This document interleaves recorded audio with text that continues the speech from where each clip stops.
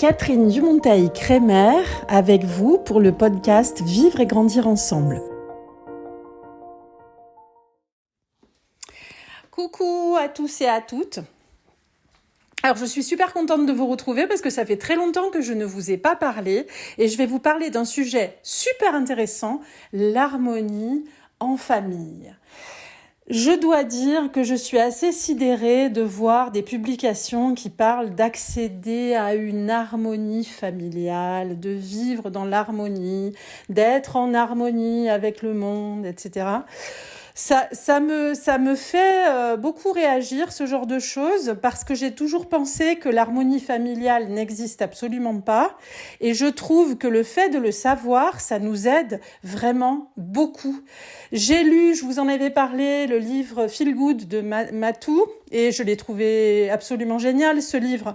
Mais je pense que Matou, ce qu'elle décrit, c'est la souffrance par rapport à des images, par rapport à des vidéos, par rapport à des pratiques qu'on pense, qu'on imagine que les gens font chaque jour. Et du coup, elle décrit le parent parfait ou la femme, la nana parfaite qui se lève le matin, fait sa séance de yoga, mange ses graines de chia avec son petit déjeuner. Enfin, bon, bref, voilà.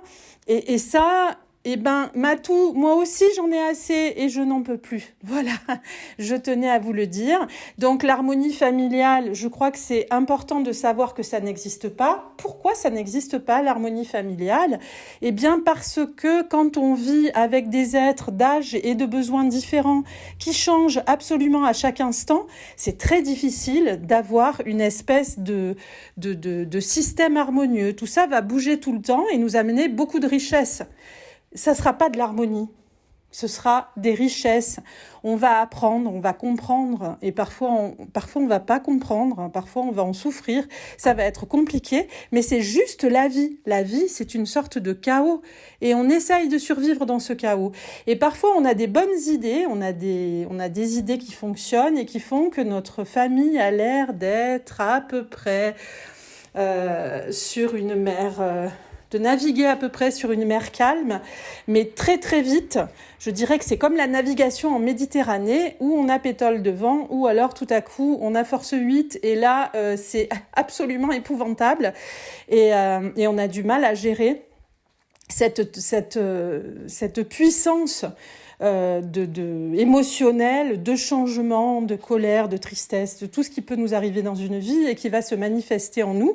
Et quand on le comprend et qu'on le sait, on va du coup éviter la culpabilité de ne pas avoir une famille parfaite, de ne pas avoir une famille harmonieuse. On ne vit pas du tout dans un monde harmonieux, je ne sais pas si vous avez remarqué.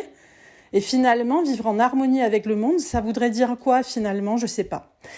Donc moi, j'ai quand même beaucoup été touchée et aidée quand il s'est trouvé des personnes pour me dire mais c'est normal que ça fonctionne pas et c'est normal que ton bébé se réveille 20 fois par nuit, c'est pas la peine de compter, c'est parfaitement normal. Alors qu'avant ça, j'écoutais mes copines dont les bébés dormaient chaque nuit et toute la nuit, et je me disais mais pourquoi mon bébé dort pas et pourquoi il se réveille autant, et je comptais dans l'espérance de voir quelque chose qui allait s'améliorer. Bon, j'avais un bébé un peu particulier du fait de son histoire particulière, et en même temps, ce message-là, je pense que tous les parents pourraient l'entendre. Chaque enfant a son rythme du fait de nombreux facteurs, y compris la grossesse qu'il a vécue, notre état émotionnel, etc. Et on va vivre avec ça, on va essayer de s'adapter, de faire en sorte que ses besoins soient comblés.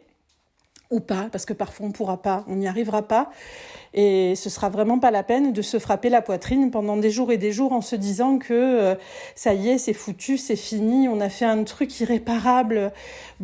La plupart des choses se réparent, et l'harmonie familiale n'existe pas. Moi, bien sincèrement, je pense qu'avec ce postulat, on se sent peut-être mieux. Peut-être qu'on va respirer mieux en tant que parent et qu'on va pas finir perclus de culpabilité à prendre des traitements médicamenteux parce qu'on est tellement mal, parce qu'on n'y arrive pas et qu'on se sent un mauvais parent.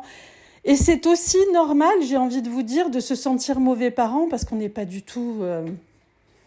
on n'est pas des personnes surhumaines, nous ne sommes que des humains.